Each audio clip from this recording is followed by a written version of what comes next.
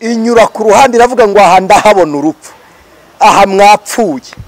Irapasinga ica ku ruhande niho bita ngo ni pase, paseva. Irapasinga iragenda ntiyahagera. Iyo pasika rero ngaruke kuri za pasika zose. Iyo mu ngobyi ya Edeni ntiyatumye Adamu aguma muri Edeni, yarayitangiwe ariko ava muri Edeni ajya kuruha. Kabiri, iya Isaka yabohoye Isaka inezeza Imana ariko Ishimaheli ntiyabohoka. Gatatu, iyo muri Egiputa yarokoye Abisiraheli ariko Abanyegiputa bapfusha imfura. Izo nizo paka rero. Pasika hariho sacrifice yo kwitanga, yo kwisacrifiya bya Kristo, niyi Nyabihanga igorogota ariyo yinjije n'Abishimayeli. Kina kibabwire umuntu wese wigeze yakokereza ku gasozi cyangwa waragiye azi ko taharira inyama zitetse ariko izokeje yarazihaririye.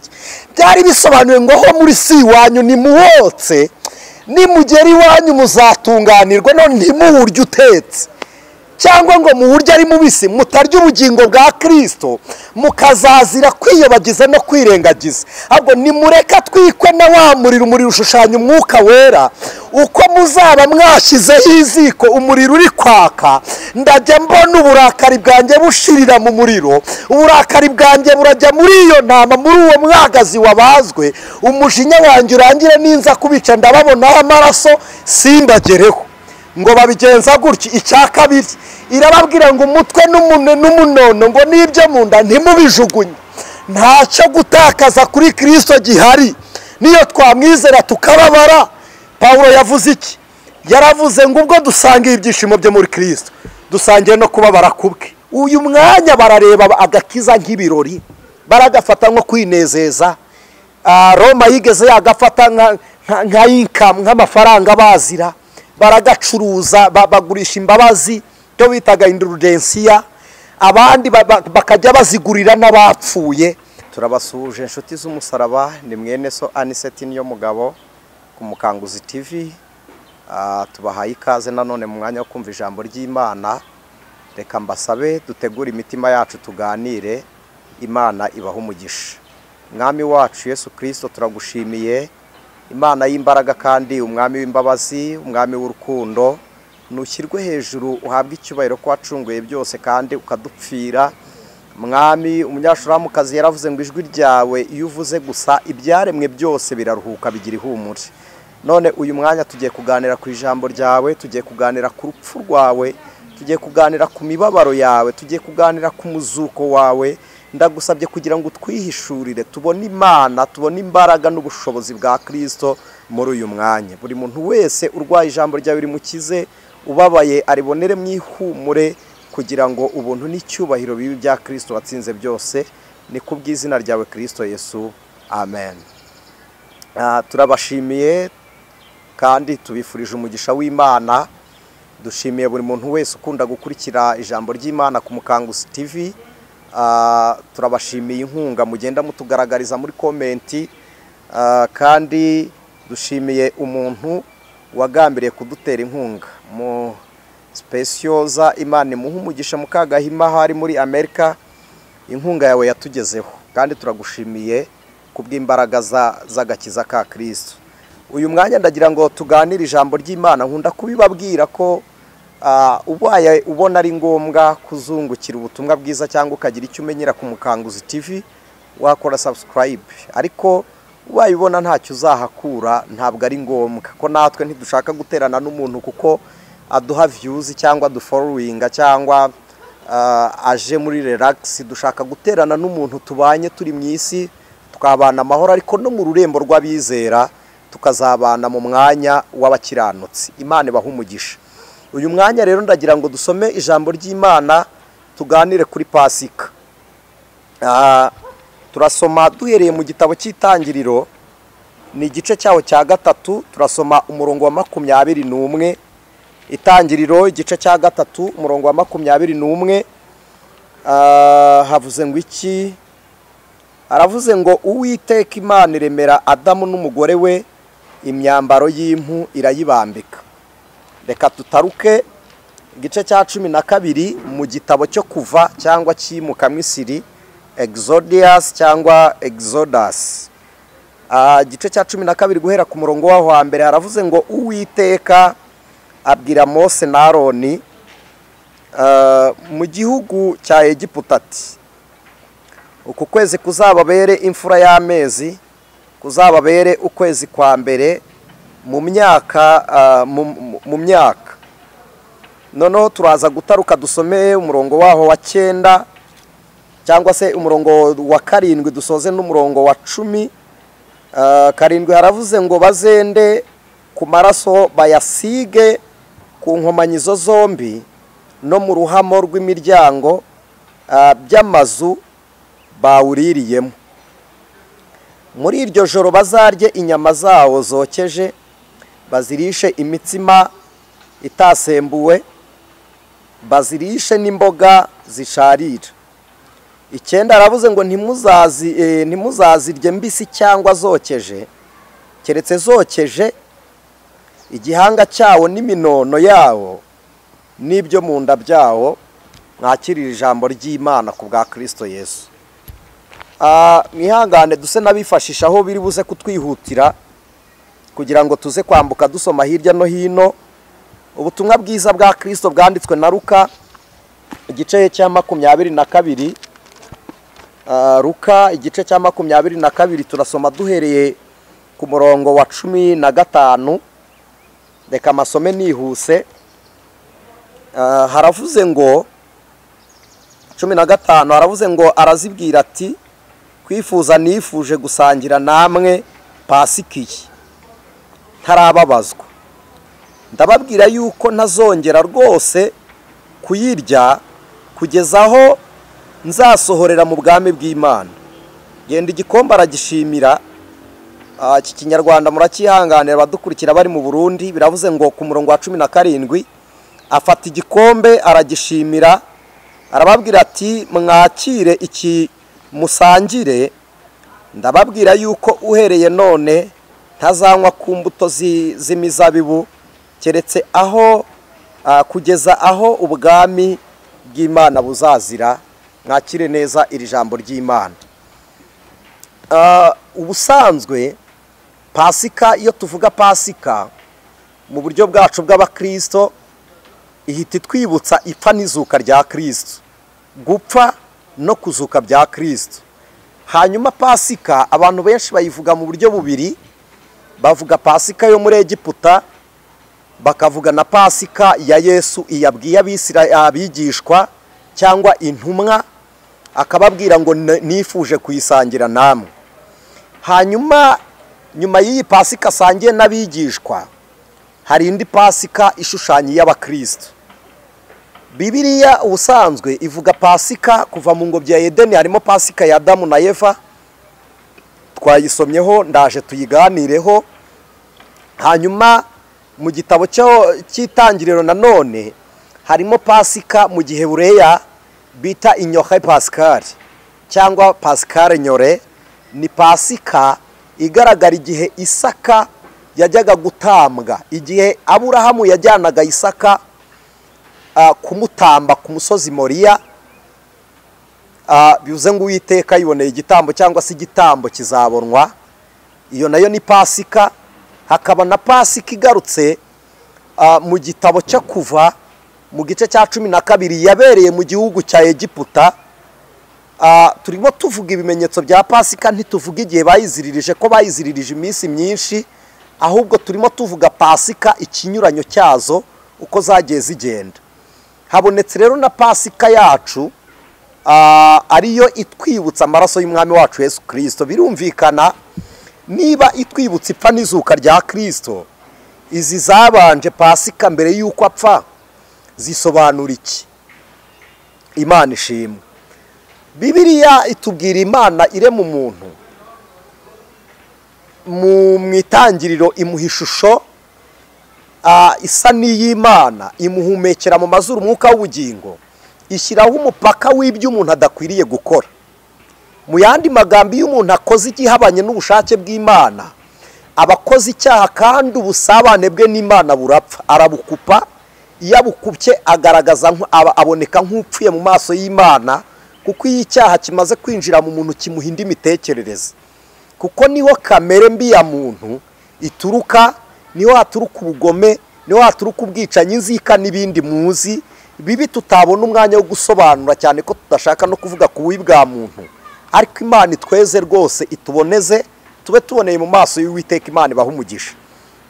Adamu amaze kuremwa mu gice cya kabiri cy'itangiriro murongo wa 17 Imana yaramubwiye ngo igiti cy'ubwenge umenyesha icyiza n'ikibi ntuzakirye kuko umunsi wakiriye no gupfa uzapfa. Adamu arakirya arapfa. Urupfu yapfuye ni ugutandukana k'ubusabane bwe n'Imana. Apfa uruhagaze asigara ariho mu mubiri no mu mitekerereze y'icyaha. Urumva n'abantu babiri. Imitekerereze y'icyaha iyobora Adamu kutumvira Imana iri mu muntu w'umubiri ugaragara inyuma. Noneho yimenyaho ko yambaye ubusa. Icyaha kidutwara mu bundi bumenyi ntabwo ibyo ndi bubyinjiremo. Hanyuma Imana iramugenderera kuko ijambo rivuga ngo nukora icyaha no gupfa uzapfa apfa uruhagaze ariko Imana ntiyamutsemba ngo ashire. Umugambi wa Satani yari afite kuri Adamu kuko mwiremwa rya muntu nicyo cyateye Satani kwishyira hejuru abyutsa kamere yatunguye Uwiteka hanyuma agaragaza indi shusho ahanurwa mu ijuru amanukana kimwe cya gatatu cy'abamarayika abo bahinduka abadayimoni bakorana na Sekibi. Abamarayika baravuga ngo wasi ugushije ishyano kuko umubi akumanukiye. Rero ikintu Satani yashakaga ari nayo ntego agira umuntu yatumye Satani yimurwa mu ijuru na Satani arashaka ko umuntu yimuka mu Mana tukabaho tutagira Imana. Ariko kimwe mu mirimo Imana ikora ntabwo yemeye ko umushinga wayo wo kurema no kubeshaho uyu muntu mu buzima bwubaha Imana. Imana ntiyashatse ko uyu muntu abutakaza. Niyo mpamvu Imana iguha abigisha, niyo mpamvu Bibiliya zanditswe, niyo mpamvu hari ibitabo by'amateka y'iyobokamana, niyo mpamvu hari indirimbo, niyo mpamvu hari amasengesho tugenda twiriza ubusa dusenga, niyo mpamvu twifatikanya namwe tukitanga ku bwa Kristo tubikuye ku ishingiro rya mwebwe kugira ngo ubutumwa bwiza bubagereho. Ni ibituruka mu mbabazi z'Imana, Imana ibishimirwe. Imana ibona Adamu napfa kabuherere akaguma apfuye umushinga wayo wo kubona ishusho mu kiremwa yaremye ntuzabukiriho. Imana rero ntiyamuhombira amanuka iravuga ngo Adamu yakabaye kuba hisapfa akicwa kugira ngo ataramira mu byaha iteka. Ariko Imana iravuga ngo Satani yabageze ku mugambi we. Niba ari ibintu Imana itazemera ntizemerera ko inzozi z'umubi zisohora kubo yubaha ku bantu bubaha Imana. Cyane ko Yesu yarabirahiye aravuga ngo naho amarembo y'ikuzimu yazikuka ntacyo azatwara urwo rutare. Mwibuke abantu bazi ikilatini bavuga Pedro na Petro biratandukanye. Petro ni nko kuvuga kabuye kakabuyenge, hakaba na Petra ni urutare runini barushushanya nk'ingano y'umusozi. Yesu kubwira Petero amuhinduriye izina akamubwira ngo nkwise Petero ngo kandi kuri urwo rutare. Biravuze ngo Petero yarabaye nk'akamanyu kava kuri urwo rutare amubwira n'urutare bivuze ngo jyaho. Ni nayo mpamvu Petero ajya guhamya yaravuze ngo niwe buye rizima avuga Yesu. Ni mumwegere niba mwarasogongeye mukamenya ko umwami wacu Yesu agira neza mumwegere niwe buye rizima ryanzwe n'abantu ariko ku Mana riratoranwa rihinduka iry'igiciro cyinshi ribiri komeza imfuruka. Avuga ijambo ryanangaje aravuga ngo kandi ngo nabubatsi ntibaryemeye. Abubatsi yavugaga ni Abisiraheli. Reka ngaruka inyuma. Imana ibona ko Adamu napfa umushinga wayo uzabupfuye. Imana ihagarare ku bugingo bw'abizera nubwo bamwe muri mu bihugu bitarimo insengero ariko kumukanguzi nimugiye mwumva ijambo ry'Imana. Hari nandi macanozi y'ubutumwa bwiza nimugiye mwumva ijambo ry'Imana. Imana yabaye mobile church. Why tutajoining ijambo ry'Imana kuri aya macanozi mukabona guterana kwera. Hanyuma Imana iravuga ngo ntabwo Adamu agomba gupfa. Ihagarara ku buzima bwa Adamu kandi Adamu yakoze icyaha. Imana ishimwe. aho niwe yatwimanye itubuza kurimbuka, itwima urupfu kandi twari babi. Iravuga ngo reka ntanga umwana wanjye w'ikinege abacungure. Adamu rero igihe cyo kugira ngo ahabwe ubugingo, Imana yishe itungo mu mwanya wa Adamu. Iri tungo rirashushanya Kristo, ariyo Pasika ya mbere Adamu azukiyemo. Iyi Pasika Adamu azukiyemo ibaye Pasika ye gute? Ubundi Pasika iri mu ndimi nyinshi. Numva ndashaka gusobanura ku rurimi Pasika, ijambo Pasika ndabisobanura nyuma maze kugira kuri Pasika ya reka nsoze iyi Pasika ya Adamu. Adamu hapfuye itungo ryo ntiryapfa uruhagaze. Imana ishimwe. Ryo ripfa urupfu rwo gupfa. Imana irikuraho uruhu, aho dusomye ngo iremera Adamu n'umugore we imyambaro. Bivuze iki? Adamu atakaje Edeni, Imana iramusohoye. Ntabwo Imana yemeye ko Adamu aguma muri Edeni yakoze ibyaha. Which means this word Eden. Eden ni ukuvuga ahantu ho kuruhukira. Edeni ni amagambo abiri bahaturanisha. Hari Edeni na Paradiso. Paradiso mu gihe bureya baravuga ngo ni Prat dizorha. Prat ni ahantu hari flat kibaya kirambuye. Noneho ni ukuvuga ngo naho iyo ruha abizi igihe burayo n'icyarabu birimo. Ruha niyo dukoresha mu cyarabu byitwa ruhu, hanyuma mu Giswahili tubyita roho. Dushobora kubyita umutima cyangwa umwuka. Mu gihe burayo turavuga ngo ruhu akodesha, tukavuga umwuka wera. Hanyuma kuvuga Prat dizorha ni ukuvuga ngo naho umwuka cyangwa ubugingo buzaruhukira. Niyo mpamvu hariho paradizo yabera. Imana ishimwe. Iyo paradizo niyo sabato ya nyuma izaboneka ubwo tuzaba turaho tutarira, tutababara, tutagira guti. Reka simvuge kuri iyi sabato, tuzagaruka ku isabato. Imana ibaha umugisha. Adamu yambara uyu mwambaro. Bivuze ngo nubwo wacumuye, genda wiguma muri Edeni. Aha wari uri mu mirimo yanjye, genda noneho kora imirimo izakwitirirwa, kuko wamaze kugira ubwenge. Igicumuro n'ikibibera b'Imana. Ndabasabye abo urubyiruko, abantu mukiri bato, reka mbwira abakiri bato cyane, kuko hari naho umuntu agera akagera muri sinejejwe. Reka mbwira abakiri bato uburyo ubayeho nonaha, numara no kwakira agakiza mu gihe utarakakira, hari ubusabane bwawe n'Imana utazageraho bitewe n'imyitwarire yawe ya nonaha.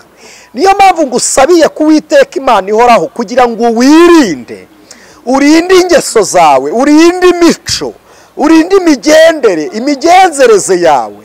Imana igushoboze kuyirinda kugira ngo ubere maso ubugingo bwawe. Kubera iki? Dawidi yakoze ibyaha ariko aza kwihana, Imana iramubabarira. Ariko ibyaha yakoze byatumye atemererwa kubaka urusengero rw'Imana.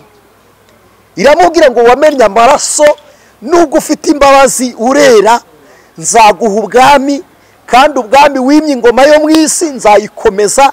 Intebe yawe izagwira. Nimusoma intebe ya Dawidi yabaye no mu rusengero rw'i Yerusalemu. Ariko ntiyemererwa kubaka urusengero kubera imyitwarire ye ya mbere. Rero mwe mugifite aho muhera mugarura, ni imyitwararike ishoboza abera kunesha isi, ishoboza abera gutsinda ibyaha namwe babashishe.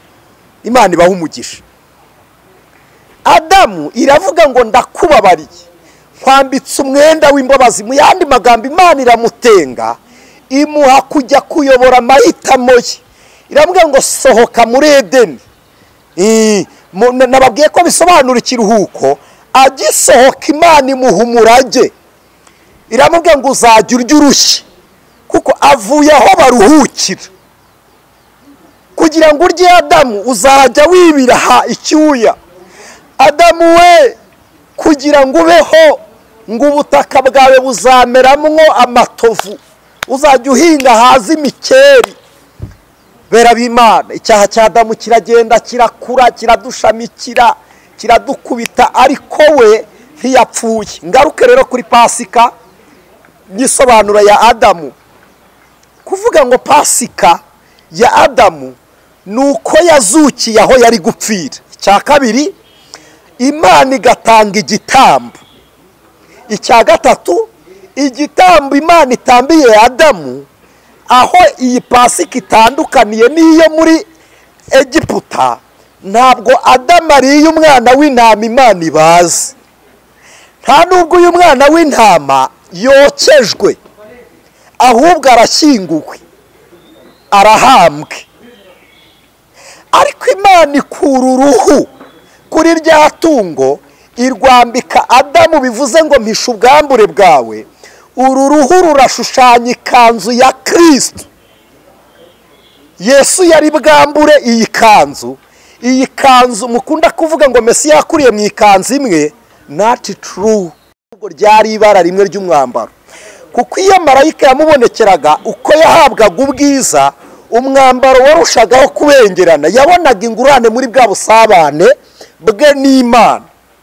Niyo mpamvu abantu babana n'Imana. None se Abisiraheli bava muri Egiputa bari mu butayu, bari bafite imyambaro yihe yindi, inkweto zihe zindi bahinduye. Uko umuntu agenda yegera Uwiteka, Imana ifata ibihe ikabikwegereza, ikaguhera uburame muri bya bihe. Imana ishimwe.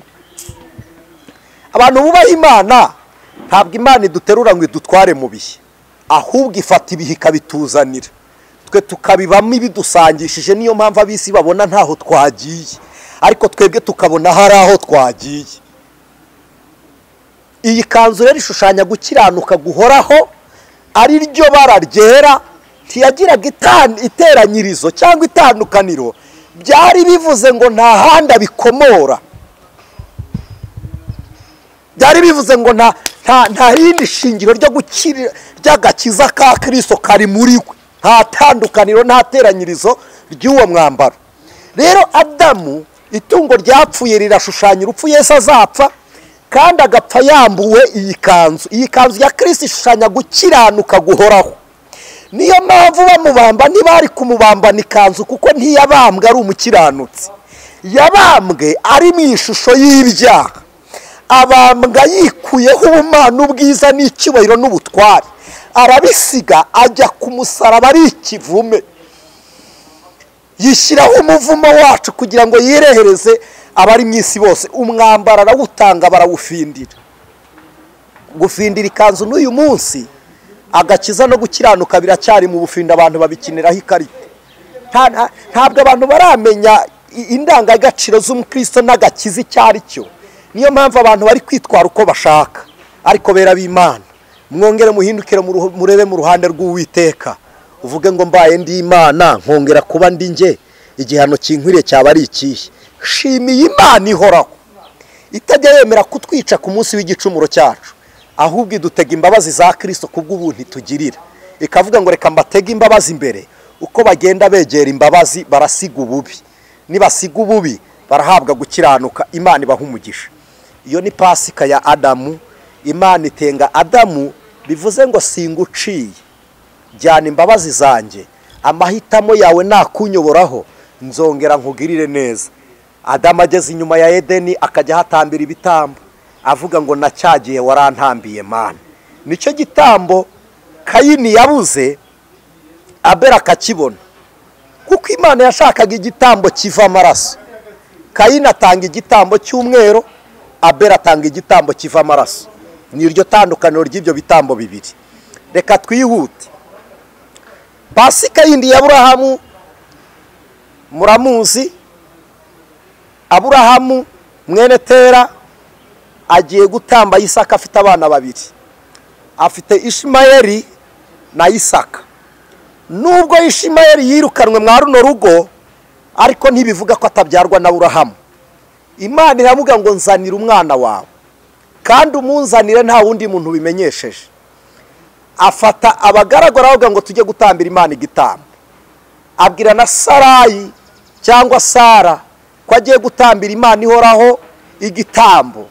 Arangije ageze ku musozi Moriya, Aburahamu mbere yo kurira umusozi abwira abagaragu ngo nimusigare hano.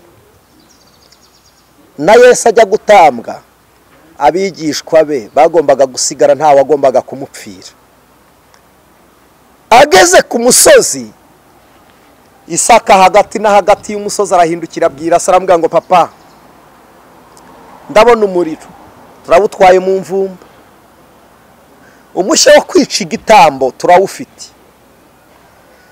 kandi bari bafite n'amashumi yo kukiboha ko dufite ishyo ko dufite urwuri rurimo amatungo ibimasa rurimo amahene n'intama ko nta gitambo twajyanye Aburahamu areba kubwira umwana we ko ari we gitambo abona ntibiri buvemo aramubwiye ngo tugende nitugera ku musozi w'Uwiteka Imana iri bwironkera igitambo iri bwironkera umwana w'intama w'igitambo Isaka arazamuka afite amatsiko y'intama Imana iri bwibonere njya nkunda gusetsa abantu mbabwira ngo Isaka yararukize nubwo we yari umukiranutsi ariko igitambo cya Isaka kirasa n'icya Baraba yari yakatiwe urwo gupfa umunsi ari bumanikwe nibwo bamusohoye bamubwira ngo Yesu agiyeyo ariko Imana ishimwe haleluya Isaka ngo agere ku musozi Isa aramuhobera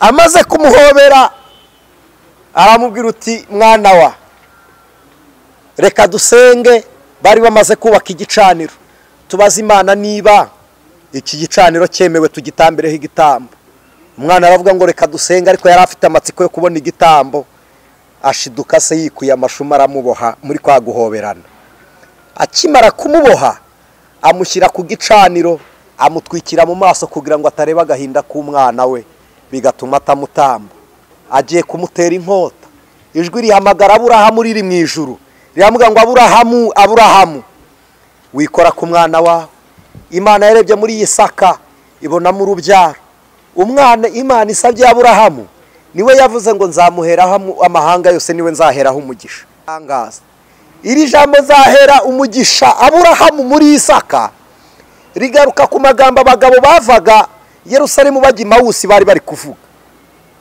basomaga igitabo bagendaga baganira n'umubabaro bavuga ngo mu minsi 3 ishize batwiciye umuntu wari bucungure twizeraga ko ari we mucunguzi wacu bo ntibari bazi ko Yesu yagaruka kandi bamwishe ngo abatambyi n'abakuru nibo bamwishe ariko kandi mu rupfu rwa Yesu niho harimo izingiro ry'intego yamuzanye Isaka Imana imurebye irebamo Yakobo muhanga yararirimbye aravuga ngo mu rupfu rwa Yesu hari harimo umurama w'agakiza niho hari harimo uruhambo aho tuvuga ngo ni igifumbiro n'Imana yari ifumbiye umuramya w'abaririmbyi niho hari umurama w'abavuga butumwa niho hari umurama w'abashumba niho hari umurama w'itorero rivutse ringana gutya n'uyu munsi rikigenda ribyara rikura rigenda rikura mu rupfu rwa Kristo niho ryari riri kuko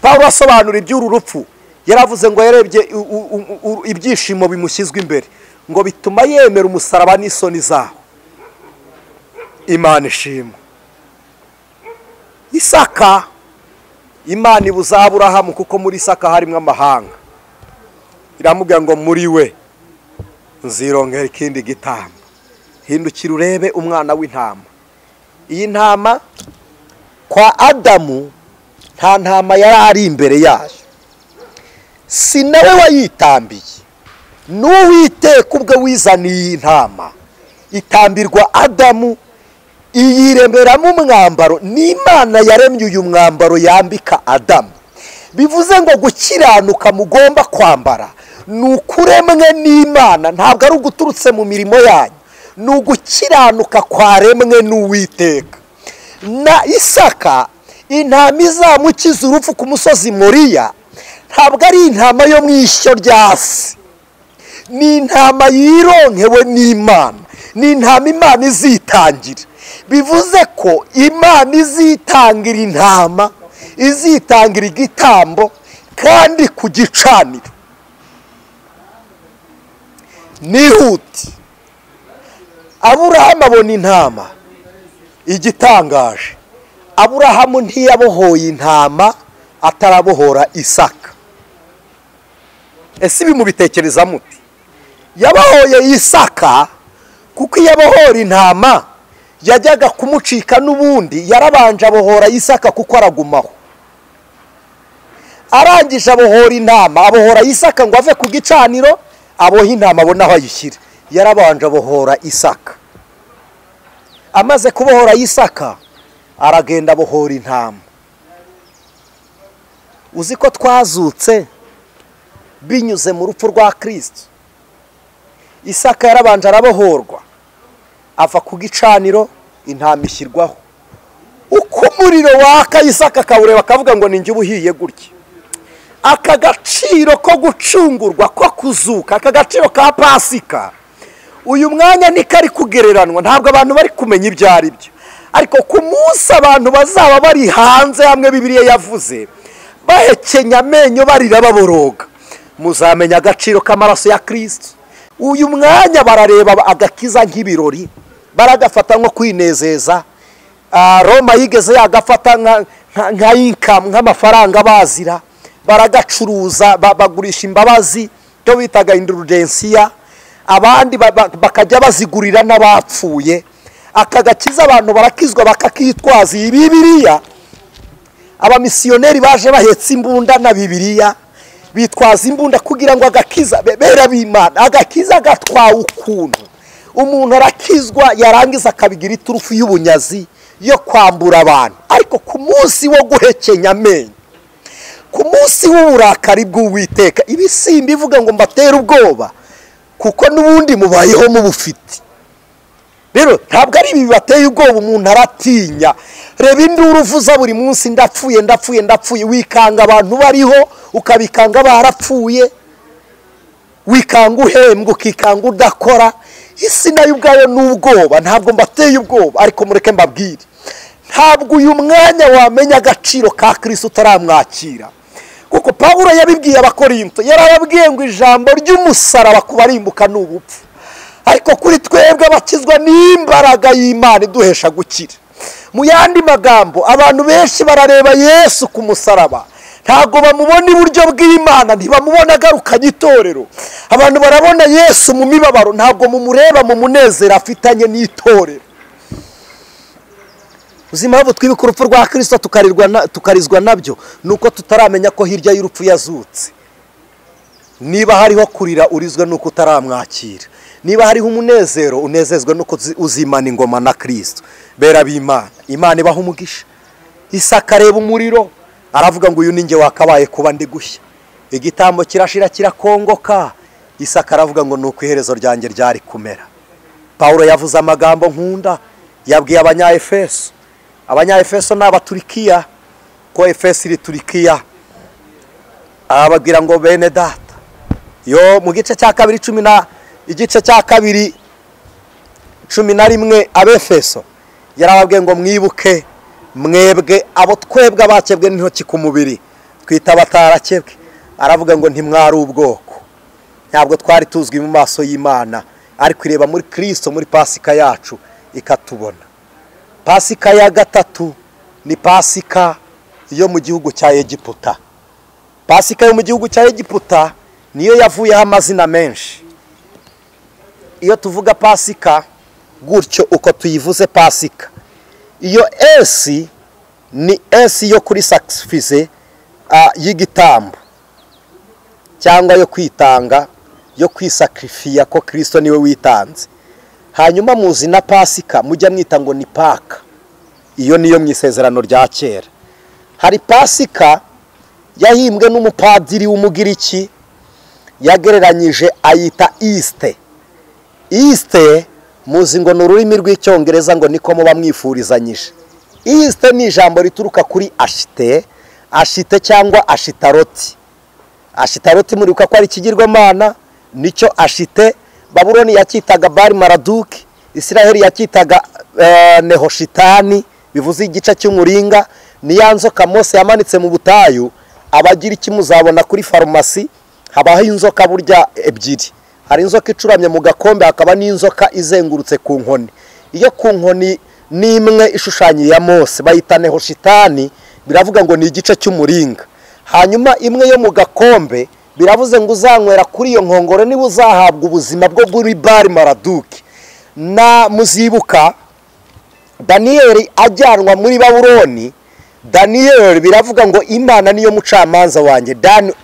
Dian Keo ni ukuvuga ngo ni ugucira. Keo ni Kia, ni Imana bazi ki ururimi rw'ikinyataki Turikiya bayita Kia. Dia Keo ni ukuvuga ngo ni igihe umuntu aciriwe urubanza. Laodikiya, Laos and Dian Keo ni ukuvuga ngo ni igihe Imana iciraho umuntu iteka cyangwa icira urubanza. Daniyeli rero biravuga ngo Imana niyo mucamanza wanjye. Ageze muri Babuloni ntago bakomeje kumwita Daniyeli abanyababuloni, bamwise Belutishazari. Bivuze ngo ubuzima bwe tubushyize mu biganza bya Bari Maraduki. Niko ka gakombe mubona hariya nicyo kigirwamana bitaga Arutemi muri Efesi. Bakimenagamwe amata, mwihangane gukoresha iryo jambo kuko nta kinyarwanda kibaho cyo gukorana n'ibigirwamana nzi. Tuvuge wenda bayabogoreraga mu kigirwamana mu gitondo abashaka clientele cyangwa ubuzima n'abarwaye bakajya kuvoma ya mata bayakuye muri cya kigirwamana. N'uyu munsi hari abantu bamwe inzoga zivuye ahantu nkaho. Icyo kigirwamana bavugaga ko ari yo mana y'ubuzima. Aho niho uwo mupadiri yakuye ise ariyo Ashite cyangwa Ashitaroti. Iyo niyo Pasika. Hanyuma mu Kigiriki abindi Pasika bita Pase Odesi, gusimbutswa. Bayivugira ku nyanja itukura babonye Imana iciye wa muhanda. Baravuze ngo ubwo aho tunyuze hatagaragara Imana iratugurukije. Biravuze ngo barasimbukijwe. Hari na Pase cyangwa Pasova cyangwa Paseva uko wabyita, bivuze ngo ni ukunyurwaho. Ni Pasika yo muri Egiputa. Imana irababwiye ngo mubago mwagazi w'intama. Nimumara kubaga cyangwa ihene musiga amaraso mu nkomanyizo z'imiryango no mu ruhamo, urupfu niruza cyangwa ninza nje kurimbura nkabona amaraso simbarimbura. Biravuze ngo ayo maraso arameneka hari icyapfuye. Noneho kuko muzaba mwishe umwana w'intama sininjira ku rupfu ruraba rwakoze, mwebwe nirubice kare. Iyi Pasika ndayikunda. Mwebwe nimupfe kare ariko ntimupfa rimwe, ahubwo mutanga igitambo kigaragaza ko mwemeye urwo rupfu. None ni mu gitamba uburakari bwanjye burarangirira mu maraso y'intama. Umujinya nari mfite ndawutura umwana w'intama uwo muri bubaga niwe ndi butura umujinya.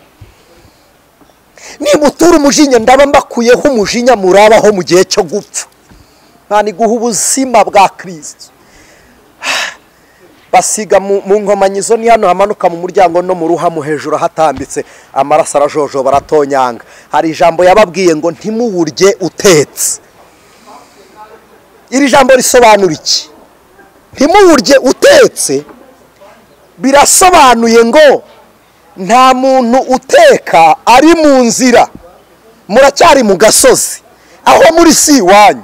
Nimuteka muraba muguwe neza, ariko kuko muri fite impagarara nimuwotse. Iki ndakibabwire, umuntu wese wigeze yakokereza ku gasozi cyangwa waragiye azi ko taharira inyama zitetse ariko izokeje yarazihaririye.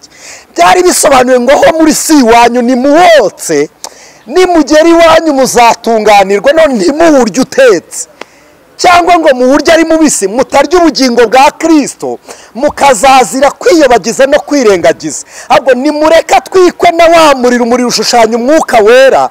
Uko muzaba mwashyizeho iziko umuriro uri kwaka, ndajya mbona uburakari bwanjye bushirira mu muriro. Uburakari bwanjye burajya muri iyo ntama, muri uwo mwagazi wabazwe. Umujinya wanjye urangire ninza kubica ndababonaho amaraso simbagereho. Ngo babigenza gutyo. Icya kabiri irababwira ngo umutwe n'umunono ngo nibyo mu nda ntimubijugunye. Ntacyo gutakaza kuri Kristo gihari niyo twamwizera tukababara. Paulo yavuze iki? Yaravuze ngo ubwo dusangiye ibyishimo byo muri Kristo dusangiye no kubabara kubwe. Muririmbyi yarabivuze aravuga ngo umusaraba niwo bendera ryacu. Aravuga ngo twemere n'isoni zawo twajya gadutinya urupfu, Yesu arugira irembo ritugeza mu ijuru mu rugo rwa Data. Imana ishimwe. Imana ngo ije kurimbura abanyegiputa isanga ngo basize amaraso, inyura ku ruhande iravuga ngo aha ndahabona urupfu, aha mwapfuye. Irapasinga ica ku ruhande, niho bita ngo ni paseva. Irapasinga iragenda ntiyahagera. Iyo Pasika rero, ngaruke kuri za Pasika zose, iyo mu ngobyi ya Edeni ntiyatumye Adamu aguma muri Edeni, yarayitangiwe ariko ava muri Edeni ajya kuruha. Kabiri, iya Isaka yabohoye Isaka inezeza Imana ariko Ishimaheli ntiyabohoka. Gatatu, iyo muri Egiputa yarokoye Abisiraheli ariko abanyegiputa bapfusha imfura. Izo nizo paka rero. Pasika hariho sacrifice yo kwitanga, yo kwisakrifiya bya Kristo, niyi Nyabihanga igorogota, ariyo yinjije n'Abishimayeli, ariyo yazanye n'abanyamahanga n'ANICET, niyo yatuzanye, ariyo twaziye iyo Pasika ya Kristo. Nyivuge hongera ku musozo. Aconeye twebotsa amaraso y'umwana w'intama, ayo yavuye muri rwa rubavu rwe. Ayo maraso sayo mu bitungwa n'amaraso y'umwami wacu Yesu. Umuririmbyi yaravuze ngo yamviriye amaraso yo mu mutima we. Birigaramu yararirimbye aravuga ngo kandi uko ikunda umwana wayo, nanjye niko inkunda ndapfiriye. Yesu niriba ry'amazi mazima, amazi y'ubugingo, amazi amara inyota yica, akoza n'imitima abayanyoye bose bararuhutse, yarabokeje abahindura ibyaremwe bishape. Yesu niwe riba ryacu.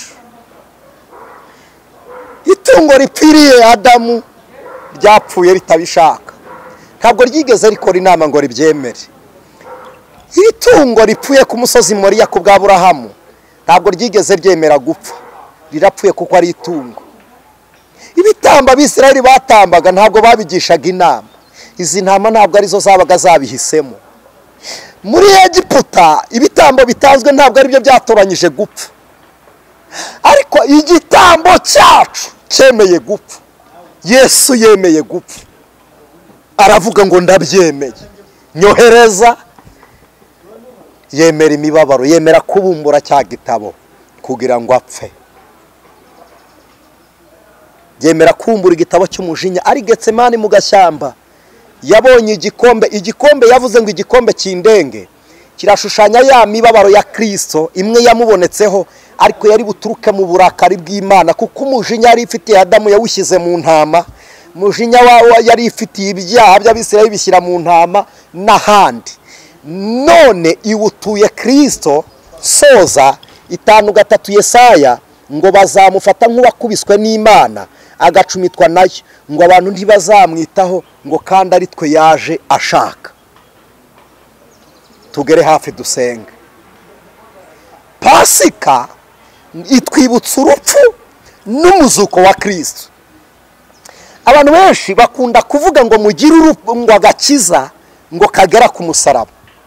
None umuntu hari igihe bavuga ngo yarenze umusaraba. Reka mbabwire, twe kurengera kuyoba ariko tuwurengere kugera mu rupfu rwa Kristo, kuko umukristo ugomba gukorera Imana agomba kuba yarapfuye akanazukana na Kristo. Mu musaraba ni mu bibabaro. Umusaraba wazanywe n'abanyaribani ko basengaga ikigirwamana bavuga ngo imana yabo ni ubutaka, imvura yagwa ngo imana yariza, izuba ryava ngo imana yabanejeje. Sinjya mu mateka y'ibyo bigirwamana. Baravuga ngo nituzajya twica abantu batugomeye tukabicira hasi, bazajya bahesha umuvu mu butaka bwacu, imana yacu ihumane. Baravuga ngo reka tujye tubabamba bapfire hagati y'isi hagati mu kirere, amaraso azajya agera hasi bahumanutse, batakiri buhumanye ubutaka. Noneho abanyaroma bafata umusaraba nk'igihano cy'ikikango cyo gutera abantu kubakura umutima, ngo uwabacumuye wishe amategeko ya Roma bamumanike ku karubanda, bitume n'abari bamuyobotse batongera gukora bimwe bakoraga. Niyo mpamvu Pawulo agera muri Korinto yasanze hari umugabo wari uherutse kwiyahura, wari umuhanga, bari bamukatiye urwo gupfa. Aravuga ngo kugira ngo mpfe njye ku musaraba mbambwe nk'ibivume, reka niyahure. Agera yasanga abagabo b'abahanga b'abanyabwenge bo muri Korinto bari gutuka umusaraba. Niyo mpamvu yarabwiye ngo ijambo ry'umusaraba kubarimbuka ni ubupfu, ariko kuri twebwe abakizwa ni imbaraga y'Imana iduhesha ubugingo. Abayuda bafata umusaraba nk'igihano cy'ibivume. Babamba Yesu babonaga ari ikivume, babonaga we ubwe yaravumwe. Ko niko Yesu yavuze ngo bazamufata nk'uwavumwe, kuko yafashe umuvumo wacu wishyiraho. Mviyo Pasika yemera kubabara ngo asige ubwiza n'ubumana, icyubahiro n'ubutware, ngo yambara ishusho y'umugaragu ndetse w'imbata. Ngo yatekereje ko kwitwa Imana atari ikintu cyo kugundirwa, arabirekura ngo aza mu isi. Yamanuka yambaye ubwiza, yari kutwica ko twari babi. Yaza yambaye icyubahiro, insuzugurwa ntizari kumwisangamo. Yaza yambaye ubumana, yari kuba yingoma yo mu isi kandi ubutware buri mu ijuru. Ariko nkunze Imana, yamanutse yimitswe ari Mesiya, bivuze ngo naragusize ubwami bwawe buzakomereza hano butangiriye. Amanuka ari Mesiya. Niyo mpamvu abayuda bategereje Mesiya uzaza akimikwa, kuko batabonye Yesu asengerwa, ntibabonye yimikwa. Nijwe ku munsi y'umubatizo we, reka ngere hafi insozi, bajya kumubamba baramuzerereje, bamukatisha igihe hamwe kwa Kayafa. Hana yari sebukwe wa Kayafa. Kayafa mutwara kwa Pilato. Pilato bamufata mwohereza kwa Herode, barongera bamugarura kwa Pilato. Aramugenzura asanga nta cyaha, aravuga ngo uyu muntu nta cyaha. N'intama yatambwaga, iyo bajyaga kuyitamba nta nenge ifite. Umutambyi mukuru yavugaga ijambo akavuga ngo iyi ntama nta cyaha nta nenge. Iryo jambo ryagombaga gusohora kuri Kristo. Ngo bamusohora umurwa, bafata Simoni w'umunyakorene bamukorera umusaraba, bamusohora umurwa, bajya kumubamba inyuma y'umurwa kugira ngo abe n'igitambo cy'abanyamahanga. Kuko iyo abambirwa i Yerusalemu cyari kuba ari igitambo cy'Abisiraheli, kuko ibyakorerwaga Yerusalemu byari iby'Abisiraheli gusa. Ariko ajya n'inyuma y'umurwa, bamutwara inyuma y'umurwa kugira ngo abe igitambo cy'abanyamahanga, abatarinjirwa mu murwa, bataragera mu murwa. Ko Yerusalemu yagiraga amarembo 12, amafa akagira irembo, ibishingwe bikagira irembo, ariko abanyamahanga nta rembo twagiraga. Ariko ahagaze yaravuze ngo ni ngerembo. Mu rubavu rwa Kristo hacitse mu irembo bitewe n'icumu mu rubavu rwe. Iri rembo niryo twinjiriyemo. Akigerayo banga no kumurebesha i Yerusalemu. Arebye mu mahanga nibwo yatuye, aravuga ngo noneho abarushye n'abaremerewe muze musange ndabaruhura. Avuga amagambo menshi tutari busobanure 7, yireherezaho abantu bera b'Imana. Yohana yasoje avuga mu gice cya mbere 12, iravuze ngo abamwemeye bakizera izina rye yabahaye kuba abana b'Imana. Iyo niyo Pasika yacu, niwe watwegereje Imana, niwe uzatwishyira bera b'Imana. Tuzimana ingoma n'abera. Muririmbyi yaravuze ngo tuzambikwa ikuzo, n'umwambaro utarakorerwa mu isi. Undi aravuga ngo urugo rw'Imana ajya runyereka. Uretse n'icyo, umugabo witwa Timoteyo yigeze yacika intege Pawulo amwibukije iby'ishyaka n'iry'ikamba zambara. Arangije kuko yabimubwira mubwiye ngo nge maze kumera nk'ibisukwa ku gicaniro, mbikiwe ikamba ry'ubugingo. Aravuga ngo singe gusa n'abazizera Imana. Aramukangura. Stefano yabonye iryo juru bari kumutera amabuye, yaravuze ngo bababariye ntibazi icyo bakora. Bamukubitaga ibuye ijuru rigakinguka. Hananiya, Azariya na Mishayeli babonye ijuru ntibari kompara n'umuriro baravuga ngo twajya mu muriro kugira ngo tubure Imana. Pawulo yabibwiye abaroma mu gice 8:12 iravuga ngo mbonye yuko imibabaro y'iki gihe idakwiriye kugereranwa n'ubwiza tuzabona. Perepetuwe yarabibonye aravuga ngo aba bapfuye bambanjirije ariko aho bagiye haratunganijwe. Petero yarabivuze ngo wimbamba nk'umwami wanjye nge nimuncurike. Bwa nyuma aravuga ngo murabona umubiri umanuka ariko ubugingo burazamuka. Barutimayo niko yabigenjeje, baramushishuye baramumanika amara iminsi ashishuye uruhu bararumukuyeho cyo bita kwina, ariko aravuga ngo nejejwe no kubabwira umunezero w'iby'ijuru ku mubiri ari njye ubabaye kubarusha. Pawulo yavuze iki bwa nyuma? Yaravuze ngo mbabajwe nuko mfite umutwe umwe yongera uwa kabiri nawe mukawuca kubera Yesu.